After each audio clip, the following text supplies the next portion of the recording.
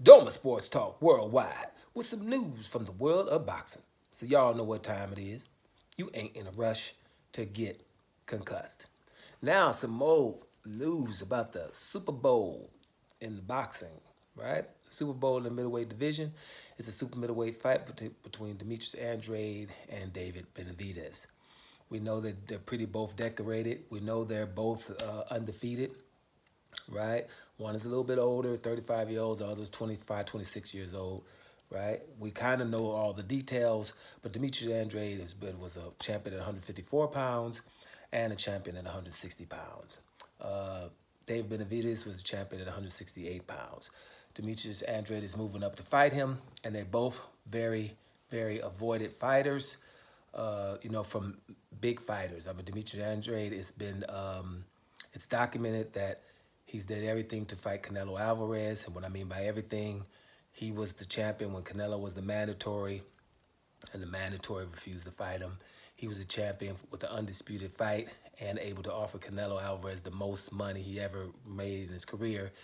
That wasn't good enough, and he had titles, right? Dave Benavidez is still the lineal champion at 168 pounds, and he lost his title on the scale once and another time for doping with cocaine as a young man, 22-year-old man.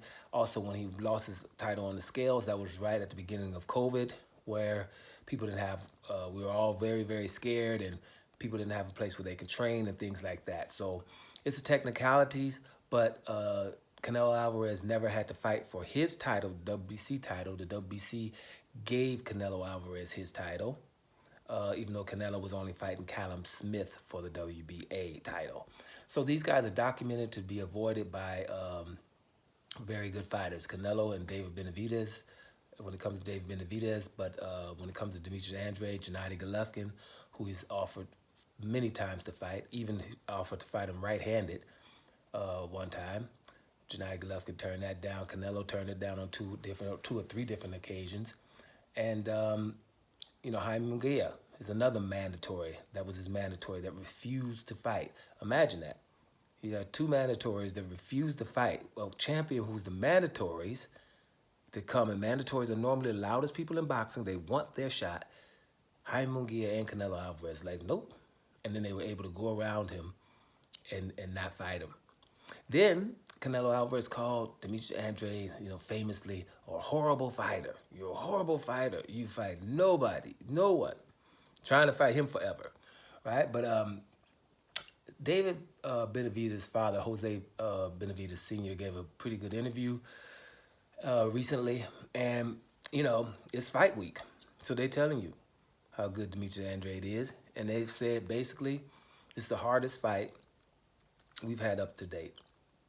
This is by far the hardest fight that they have coming up. Now, David Benavidez' resume is not all that great, but you can't be a horrible fighter and be the hardest fight they have up to date when David Benavidez got 28 fights.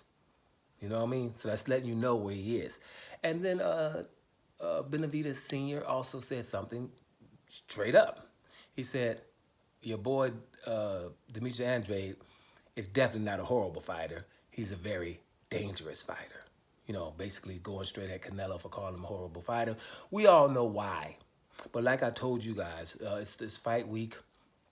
And leading up to the fight, it's good to see Demetrius Andrade in a high-profile fight because some of these truths are going to come out. Even his amateur pedigree, because we talk about amateurs when we talk about Lomachenko or Gennady Golovkin and stuff like that. And we forget to talk about amateurs for a lot of people like Rigondeaux and David Morrell and Demetrius Andrade. He's got wins in the amateurs versus pretty much everybody. And that's why everybody in boxing knows if it's a Sean Porter or Keith Thurman or Daniel Jacobs, Austin Trout, any of those guys. He has wins against, and all those guys turned out to be great fighters, right? So they all knew about him. So what I'm saying is it was an obvious we got to blackball this guy. And, they'll call a brother boring in a heartbeat. And just go back and watch highlights of Demetrius Andrade and explain to me what the hell would be boring about that. It's nothing at all. It's not boring. It's like we're not going to watch him dominate somebody we're trying to call great. And if we could do something about it, we will. I think he tried to find the Austin Trout interview. I think it was on Fight Hype, if I'm not mistaken. Because some other things he said that are very pertinent about when he was trying to get a promoter. What they were basically straight up telling him is like, no, we're signing, you know, Eastern European fighters or Hispanic fighters. Imagine if you're hearing that coming out of the amateurs. So if that's all they were trying to sign at the time, there's reasons why, which comes to the stuff that I'm talking about all the time. About, sometimes I hate to get into it right now, I won't that much, but, Mexican fighters are allowed to be mandatories and don't fight the champions. There's no punishment there. Jaime Munguia did it with Demetrius Andrade. But Ryan Garcia, he just straight up was, he's the mandatory for Devin Haney and was able to talk about Gervonta Davis and other people. No one ever said, no, bro, you the mandatory for him. If you don't fight him, you move down 4 or 5 spots. So there's different laws, basically. I can prove some more, but I won't right now. Bottom line is, Demetrius Andrade is not a horrible fighter. He's a dangerous fighter. Let's all call him that, including Canelo. Doma Sports Talk Worldwide. And I'm up out of here, y'all.